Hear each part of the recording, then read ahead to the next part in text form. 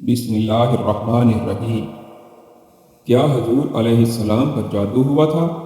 حضرت عائشہ رضی اللہ عنہا سے روایت ہے کہ بنو زریق کے یہودیوں میں سے لبید بن عاصم نامی ایک یہودی نے رسول اللہ صلی اللہ علیہ وسلم پر جادو کر دیا، یہاں تک کہ رسول اللہ صلی اللہ علیہ وسلم کو یہ خیال آتا کہ میں یہ کام کر رہا ہوں، حالانکہ آپ وہ کام نہیں کر رہے ہوتے تھے۔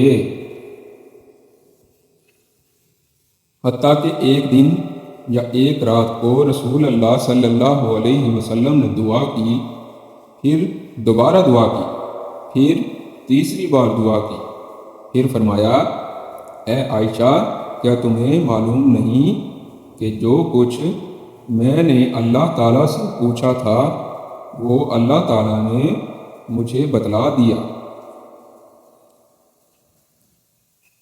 میرے پاس 2 آدمی آئے، ان میں سے ایک میرے سرہانے بیٹھ گیا اور دوسرا میرے پیروں کی جانب بیٹھ گیا۔ سو جو آدمی میرے سرہانے بیٹھا تھا اس نے پیروں کی جانب والے سے کہا، یا پیروں کی جانب بیٹھنے والے نے سرہانے والے سے کہا، اس شخص کو کیا تکلیف ہے؟ دوسرے نے کہا، ان پر جادو کیا گیا ہے۔ پہلے نے کہا، کس نے جادو کیا ہے؟ دوسرے نے کہا، لبید بن عاصم نے۔ پہلے نے کہا، کس چیز میں جادو کیا ہے؟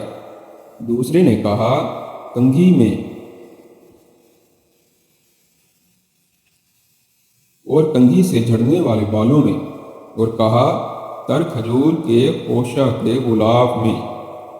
پہلے نے کہا، یہ چیزیں کہاں ہیں؟ دوسرے نے کہا، ذی اروان کے کنویں میں۔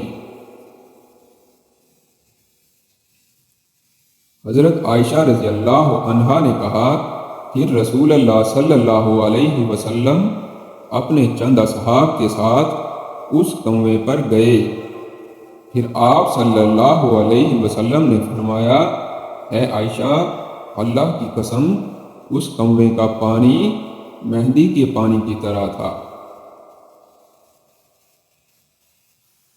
اور وہاں کھجور کے درخت شیاطین کے سر کی طرح تھے۔ حضرت عائشہ رضی اللہ عنہا بیان کرتی ہیں، میں نے کہا، اے اللہ کے رسول صلی اللہ علیہ وسلم، آپ صلی اللہ علیہ وسلم نے اس کو جلا کیوں نہیں دیا؟ آپ صلی اللہ علیہ وسلم نے فرمایا، نہیں، اللہ تعالیٰ نے مجھے اچھا کر دیا، اور میں لوگوں میں فساد بھڑکانے کو برا سمجھتا ہوں، اس لیے میں نے اس کو دفن کرنے کا حکم دیا۔ اگر آپ کو ویڈیو پسند آئی ہو تو ہمارے چینل کو سبسکرائب کر دیں۔ شکریہ۔